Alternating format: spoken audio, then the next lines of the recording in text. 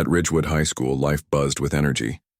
The hallways were always filled with the sound of lockers slamming shut, sneakers squeaking on polished floors, and students chatting about everything from weekend plans to gossip about who was dating whom.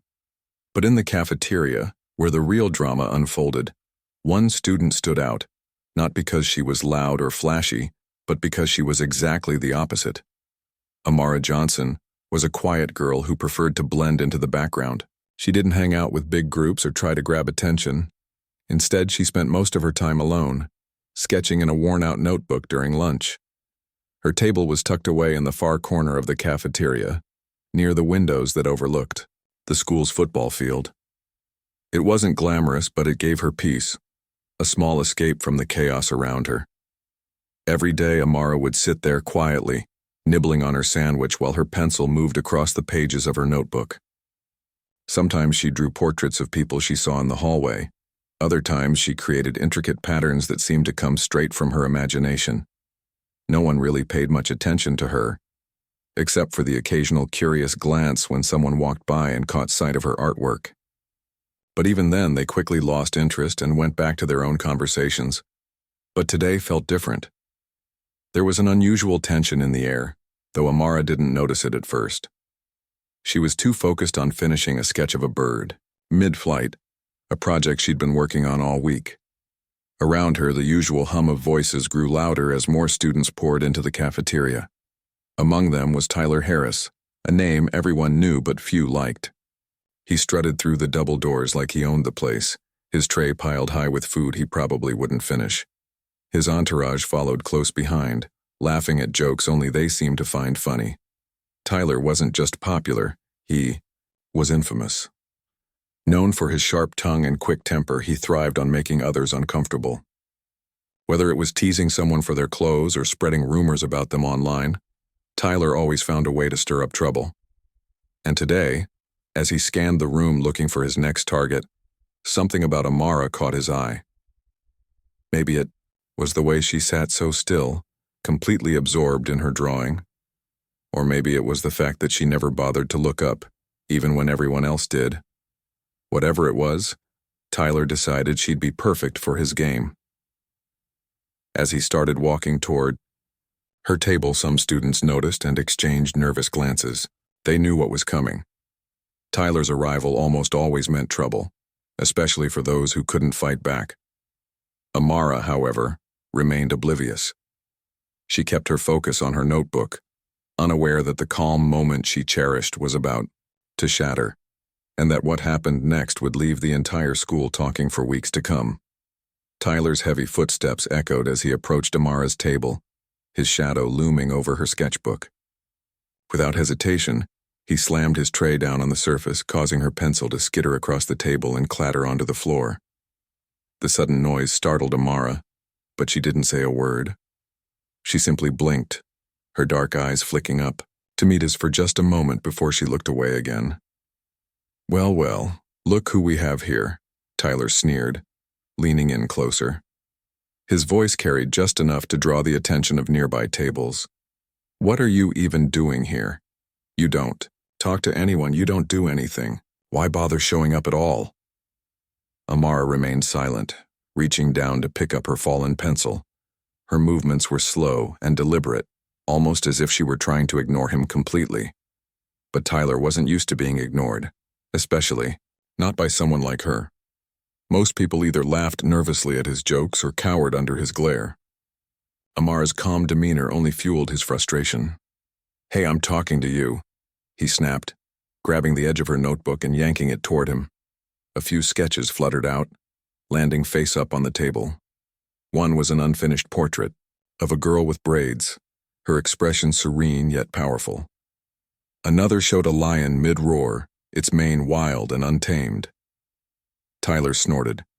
"What is this junk? Is this supposed to be art? Looks like something a kid would draw." The students sitting nearby exchanged uneasy glances. Some wanted to step in, but fear held them back. They knew how Tyler operated. He thrived on reactions, feeding off anger or tears until he got bored and moved on. The last thing anyone wanted was to become his next target. Still, whispers began to ripple through the cafeteria as more people took notice of the scene unfolding in the corner. "You think you're too good to answer me?" Tyler continued, his tone growing sharper. "Or maybe you just don't understand. English, huh? That it?" Amara finally spoke, though her voice was soft and steady. "Give me my book back," she said simply, holding out her hand. Her lack of emotion seemed to throw Tyler off balance for a second, but he quickly recovered, tossing the notebook onto the table with exaggerated force. "Oh, so now you can talk?" he mocked, leaning in even closer. "Maybe you should have said something earlier instead of acting like you're better than everyone else." His words hung in the air, sharp and cutting, but they didn't seem to land. Amara didn't flinch, didn't cry, didn't beg for mercy like so many others had done before her. Instead, she calmly adjusted her chair, sitting up straighter as if preparing herself for whatever came next. Her composure only made Tyler angrier. "You know what your problem is?" He spat, his face inches from hers. "You're just weird.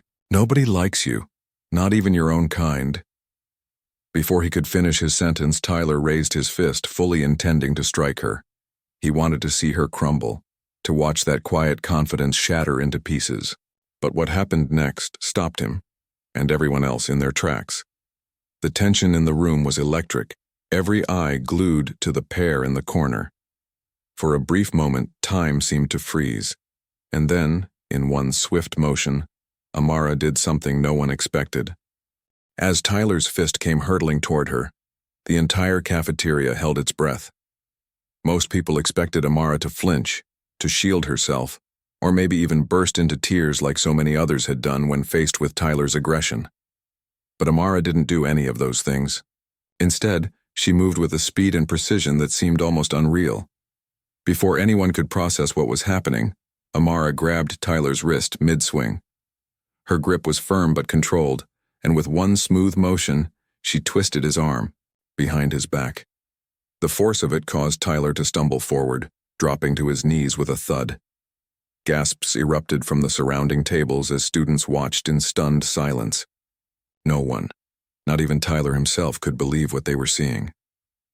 "You don't want to do this," Amara said calmly, her voice steady and clear despite the chaos around them. She wasn't yelling or showing anger. Instead, there was a quiet authority in her tone that made Tyler freeze where he knelt. For the first time in years, maybe even ever, Tyler Harris looked genuinely scared. His face reddened, not from rage this time, but from embarrassment and confusion. He tried to pull away, but Amara held him firmly in place without applying too much pressure, proving she wasn't trying to hurt him. Just stop him. The room was completely silent now, save for the faint hum of the vending machines against the far wall. Every student, every teacher who happened to be nearby, they all stared at the scene unfolding before them. Some covered their mouths in shock, while others exchanged wide-eyed glances, unsure whether to cheer or stay quiet.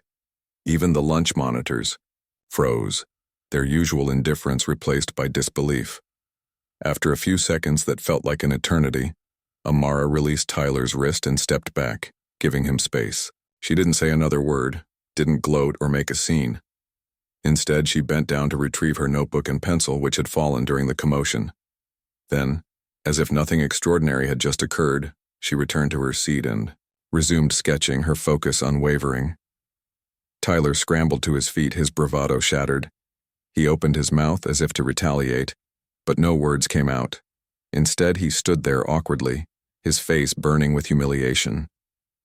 After a moment, he muttered something under his breath and stormed off, shoving past his friends who had been watching from a safe distance. They didn't follow him right away, too stunned by what they'd witnessed to react immediately. Whispers began rippling through the cafeteria almost instantly. "Did you see that?"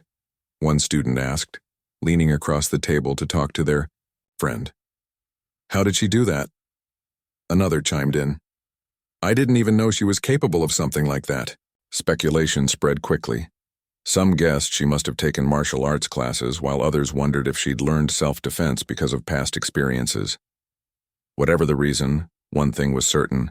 Amara Johnson was full of surprises. For the rest of the lunch period, the energy in the cafeteria shifted, People glanced over at Amara more often, curiosity mingling with admiration. She remained unfazed, keeping her head down and continuing her drawing as though nothing unusual had happened. But deep down, she knew things would never quite go back to the way they were before, and neither would life at Ridgewood High. By the time the final bell rang, the story of what happened in the cafeteria had spread like wildfire through Ridgewood High. Students whispered about it in the hallways, dissecting every detail they could remember. "Did you see how fast she moved?" One student asked their friend near the lockers. "It was like something out of a movie." Another chimed in, "I didn't even know Amara could do that. She's always so quiet. I thought she'd just let him walk all over her." Curiosity turned into investigation as people began piecing together clues about the girl who had single-handedly taken down Tyler Harris. Rumors started swirling almost immediately. Some claimed they'd seen Amara practicing martial arts in the park after school. A freshman swore he once spotted her jogging around the neighborhood with boxing gloves on. Others recalled hearing vague stories about her training in self-defense since childhood, though no one seemed to know exactly why. The truth, however, wasn't hard to uncover for those willing to pay attention. Later that day, a group of students hanging out by the bus loop noticed an older woman sitting on a bench nearby, flipping through photos on her phone.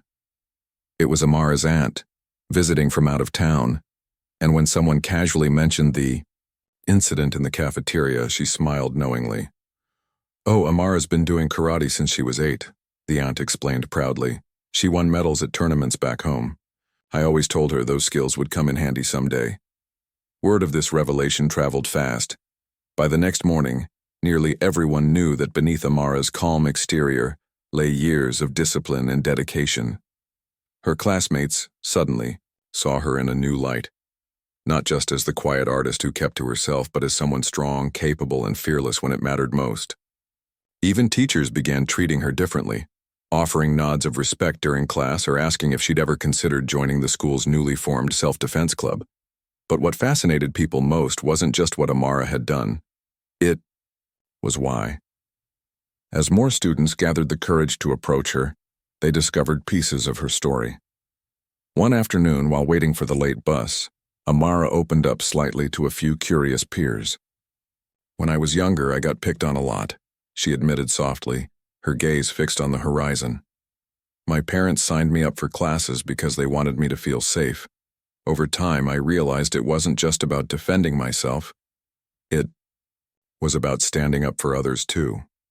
This confession struck a chord with many students. For some, it hit close to home. They'd faced similar struggles with bullies themselves, but never found the strength to fight back.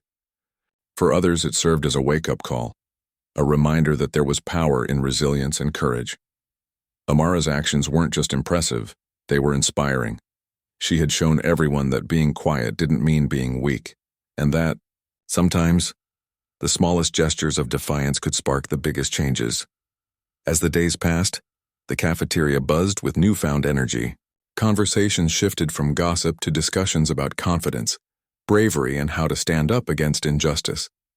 And though Amara continued to sit alone in her usual corner, sketching quietly, she was no longer invisible. If anything, she had become a symbol of hope, a living testament to the idea that strength comes in many forms, often hiding where you least expect it. The fallout from the cafeteria incident didn't take long to reach the school administration. Within an hour, Principal Meyer's office was buzzing with activity. Teachers who had heard the commotion rushed to file reports, and students eager to share their side of the story lined up outside the door. By the end of the day, Tyler Harris found himself sitting across from Principal Meyer, his face red and his hands clenched into fists as he tried, and failed, to explain himself. "I didn't do anything wrong," Tyler insisted, his voice rising defensively. "She attacked me out of nowhere. I was just messing around." Principal Meyer raised an eyebrow, clearly unimpressed. "Messing around? That's not what the witnesses are saying. Multiple students reported that you were aggressive first, slamming her tray, grabbing her notebook, raising your fist. Does that sound like messing around to you?" Tyler opened his mouth to argue but quickly closed it again when he realized there was no way out. The evidence against him was overwhelming. Dozens of students had seen everything, and several had even recorded videos on their phones capturing Tyler's taunts and Amara's calm response. For once, Tyler couldn't rely on his usual tricks to wiggle free. He slumped back in his chair, defeated, as Principal Meyer handed down his punishment, a week-long suspension and mandatory counseling sessions to address his behavior. News of Tyler's consequences spread quickly through the school. At first, many students felt a mix of shock and satisfaction. It wasn't every day that someone stood up to Tyler, and certainly not someone as quiet and unassuming as Amara. But as the reality of the situation sank in, Tyler's reputation began to crumble. The same kids who used to laugh at his jokes or follow him around now avoided eye contact in the hallways. Even his closest friends distanced themselves, whispering behind his back about how embarrassing the whole thing had been. For Tyler, the isolation hit hard. Used to being at the center of attention, for better or worse, he suddenly found himself alone. During lunch, he sat by himself at a far table, picking at his food while pretending not to notice the stares and whispers directed his way. In class, he kept his head down, avoiding both teachers and classmates. For the first time in his life, Tyler understood what it felt like to be on the receiving end of judgment and ridicule. Meanwhile, Amara became something of a legend within Ridgewood High. Students who had never spoken to her before started approaching her between classes, thanking her for standing up to Tyler. Some shared their own stories of bullying, admitting they'd been too afraid to speak out until now. Amara listened patiently, offering words of encouragement whenever she could. She reminded them that strength came in all forms and urged them to find their voices, even if it meant starting small. Her newfound influence inspired change beyond just individual conversations. A group of students launched an anti-bullying campaign, creating posters and organizing assemblies to raise awareness about kindness and respect. When asked to join, Amara agreed without hesitation, using her art skills to design powerful visuals that captured the message perfectly. One poster featured a lion, the same one from her sketchbook, with the caption, "Courage isn't loud. Sometimes it's the quietest voice in the room." By the end of the week, Tyler's suspension ended, and he returned to school quieter and more subdued than anyone had ever seen him. Gone was the swagger and bravado. In its place was a boy trying to figure out how to rebuild trust and repair relationships. While some still treated him with suspicion, others noticed his efforts to change. He held doors open for classmates, apologized sincerely when he bumped into someone, and even offered to help clean up after a pep rally, a task he would have scoffed at before. Though forgiveness wouldn't come easily, Tyler's actions marked the beginning of a fragile redemption. And for the first time in years, Ridgewood High felt like a place where everyone might have a chance to start over, even those who least deserved it. In the weeks following the cafeteria incident, Amara's life changed in ways she hadn't anticipated. She had always preferred staying in the background, content to let others take center stage while she observed quietly from the sidelines. But now, whether she liked it or not, people were paying attention, and they wanted her to lead. It started with small gestures. Students who had once walked past her without a second glance began stopping by her locker to say hello or thank her for standing up to Tyler. Some shared their own experiences of being bullied, their voices trembling as they recounted moments when they felt powerless. Amara listened patiently, nodding and offering words of encouragement. "You're stronger than you think," she'd say softly, her calm demeanor putting them at ease. Sometimes all it takes is one person saying no to make things better. Word of these conversations spread quickly, and soon Amara was approached by members of the school's anti-bullying committee, a group that, until recently, had struggled to gain traction among students. They invited her to join, hoping her involvement would inspire more participation. At first, Amara hesitated. She wasn't used to being in the spotlight and worried about drawing too much attention to herself. But after some thought, she agreed, realizing this was an opportunity to make a real difference.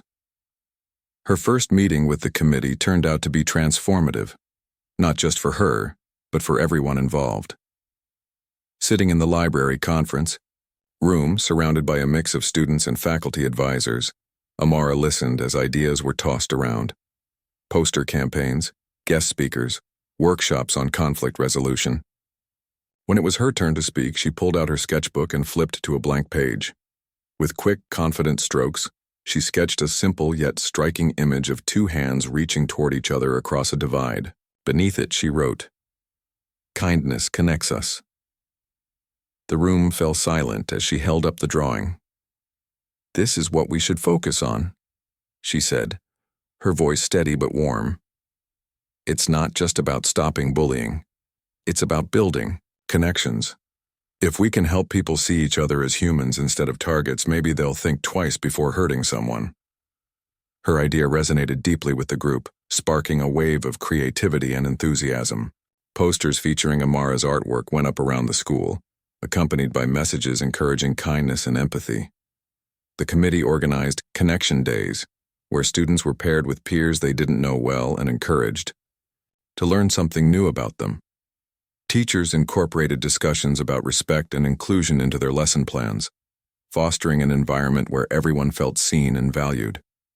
Amara's influence extended beyond official initiatives, too. In the hallways, she became a quiet champion for those who needed support.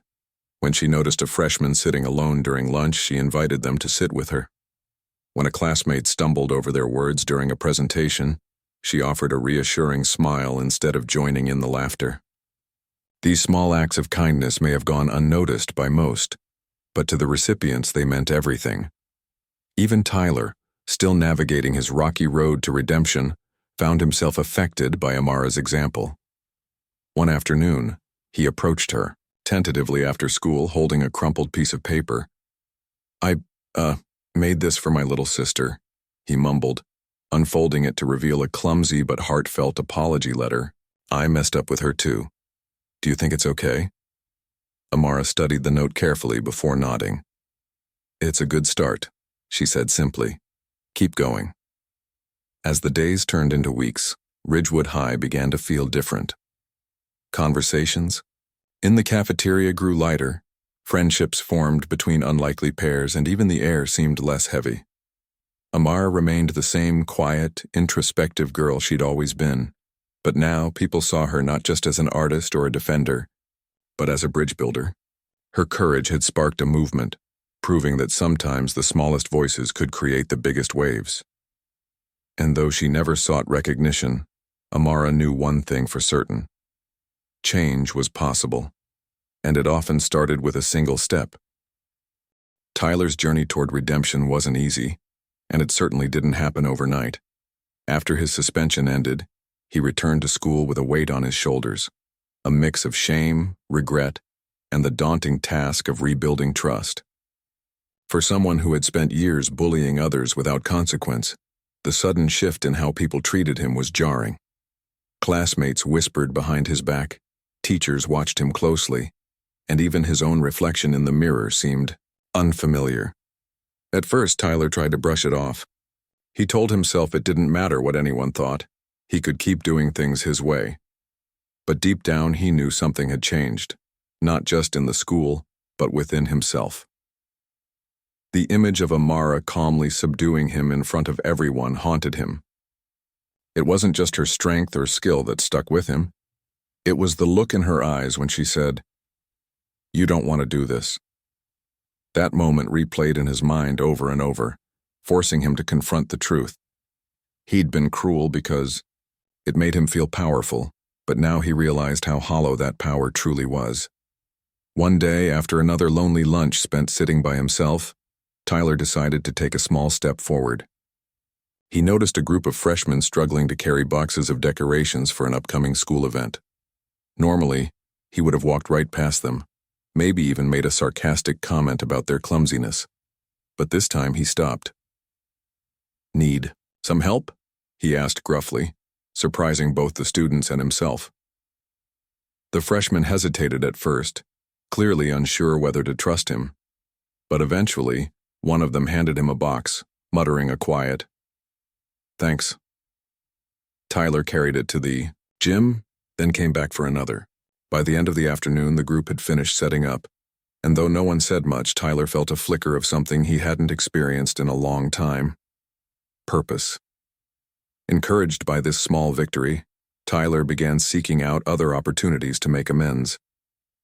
He started holding doors open for classmates, apologizing sincerely when he accidentally bumped into someone, and even volunteering to clean up after school events.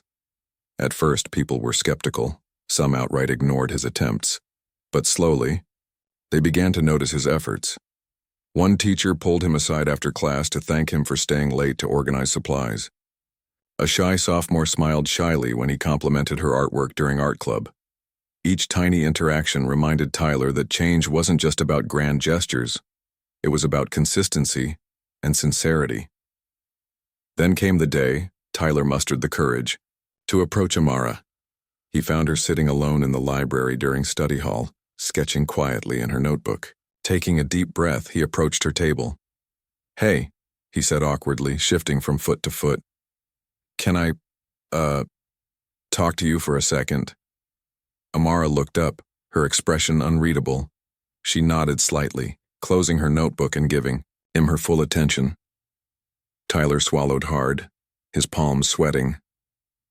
"I just wanted to say, I'm sorry. For everything. What I did in the cafeteria. And before that. I was wrong." For a moment, there was silence. Then, Amara nodded again. "Okay," she said simply. Tyler blinked, caught off guard by how calm she sounded. "Okay, that's it?" Amara tilted her head slightly, studying him. "Apologies are good," she replied. "But actions matter more. Keep trying, and maybe, we'll see." Her words weren't warm or forgiving, but they weren't harsh either. They were honest, and that meant more to Tyler than anything else. As he walked away, he felt a strange sense of relief. He knew he still had a long way to go, but for the first time in years he felt hopeful. Back in the hallways, whispers continued about Tyler's transformation. Some dismissed it as temporary, while others cautiously cheered him on. Even Amara remained cautious, keeping her distance, but occasionally nodding in acknowledgement when she saw him helping someone. Though their relationship remained uneasy, Tyler respected her boundaries, understanding that earning back trust took time. By the end of the semester, Tyler wasn't exactly popular, but he wasn't despised anymore either. People began seeing glimpses of the person he might become if he stayed on this path. And while he knew he'd never erase his past mistakes, he also realized something important. Redemption wasn't about perfection. It was about progress. With each small act of kindness, Tyler proved to himself and others that change was possible, even for someone like him. By the end of the school year, Ridgewood High felt like a different place. The cafeteria, once a tense battleground of cliques and whispered insults, had transformed into a space where laughter seemed lighter and conversations more genuine. Students who had once avoided sitting near certain tables now mingled freely, drawn together by shared experiences and newfound respect for one another. Even the lunch monitors noticed the shift. Fewer arguments broke out, and when they did, students often resolved them themselves without needing adult intervention. Amara's influence was undeniable, though she never sought recognition for it. Her quiet strength had inspired others to find their voices, and her artwork became a symbol of the changes sweeping through the school. Posters featuring her sketches hung in every hallway, each one carrying messages of kindness, courage, and connection. One poster, depicting two hands clasped tightly together, bore the caption, "We're stronger when we stand united." It became so popular that students began wearing stickers of the image on their backpacks, a silent nod to the movement Amara had unknowingly sparked. But Amara herself remained unchanged. She still sat in her usual corner during lunch, sketching, quietly while observing the world around her. Only now, she wasn't alone. Other students joined her sometimes, asking about her drawings or simply enjoying her peaceful presence. Some even brought their own notebooks, creating little pockets of creativity at her table. Though she rarely spoke unless spoken to, her calm demeanor made people feel comfortable, as if they could be themselves without fear of judgment. Tyler, too, continued his journey of growth. though progress came in fits and starts. There were days when old habits threatened to resurface. He'd catch himself making a snarky comment or rolling his eyes at someone. But each time, he forced himself to pause and rethink. Slowly but surely, he learned to replace cruelty with kindness, earning tentative smiles from classmates who once avoided him. He even joined the anti-bullying committee, surprising everyone, including himself, by volunteering to help organize events. When asked why he decided to get involved, Tyler shrugged. "Someone has to," he said simply, "and I've got a lot to make up for." The ripple effects of Amara's actions reached far beyond Ridgewood High. Parents began noticing differences in their children, how they stood taller, spoke up more, and treated others with greater empathy. Teachers reported fewer disciplinary issues, crediting the shift to the culture of accountability and support that had taken root. Local news outlets even featured the school in a segment about combating bullying, highlighting Amara's story as proof that individual acts of bravery could ignite widespread change. As graduation approached, the senior class gathered in the auditorium for their final assembly. Principal Meyer took the stage, his voice filled with pride as he addressed the students. "This year has shown us what happens when we choose courage over fear, kindness over cruelty," he said, glancing toward Amara in the front row. "Each of you has played a part in shaping this school into a better version of itself. And while I'm proud of all of you, there's one student who reminds us that true strength isn't always loud. It's often quiet, steady, and unwavering." The room erupted in applause as Amara stood briefly, giving a small wave before sitting back down. Her cheeks flushed pink, but she wore a faint smile knowing the impact she'd had, even if she didn't fully understand it herself. When the ceremony ended, students spilled into the hallways, hugging and exchanging promises to stay in touch. Tyler caught up with Amara near the exit, holding out a folded piece of paper. "Here," he said awkwardly. "I wrote this for the committee newsletter. Thought you should see it first?" Amara unfolded the note and read it silently. It was a short essay titled "Learning to be Better," detailing Tyler's struggles and efforts to change. At the bottom he'd written, "Thanks for showing me a different way." For the first time, Amara smiled openly at him, not just politely, but genuinely. "You're welcome," she said softly, tucking the note into her bag. As they parted, ways heading off into their separate futures, both carried lessons from that pivotal moment in the cafeteria. For Amara, it was a reminder of the power of resilience and grace under pressure. For Tyler, it was proof that no one is beyond redemption if they're willing to try. And for Ridgewood High, it was a testament to the idea that change begins with a single act and spreads outward, touching lives in ways no one could have imagined.